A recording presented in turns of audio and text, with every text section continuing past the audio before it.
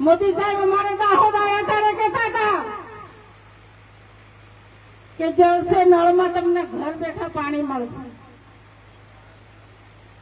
પછી એમ કહેતા હતા ચકલી ખોલો ને તેલ નીકળશે, પાણી નહીં નીકળે, તેલ નીકળશે. આપણું તેલ કાઢી નાખી બહેનો.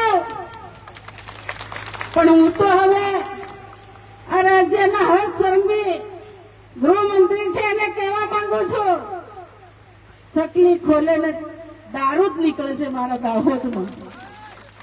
અમે આવેદન પત્ર આપ્યું ત્યારે એસપી સાહેબને કીધું, સાહેબ અમારા ચકલી ખોલે ને દારૂ નીકળે છે, આપ પગલા લો.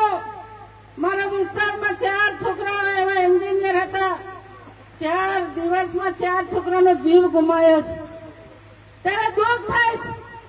આજે બી એક સમાચાર મળે મારા વિસ્તારમાં, 2 કોલેજિયન છોકરાઓ દારૂની ખેપમાં એક ગાડી ટક્કર મારીને ગઈ એટલે મારા વિસ્તારમાં 2 છોકરાઓ શાંત થઈ ગયા. આ શું છે? આપણે બધાએ રેડ પાડવી પડશે.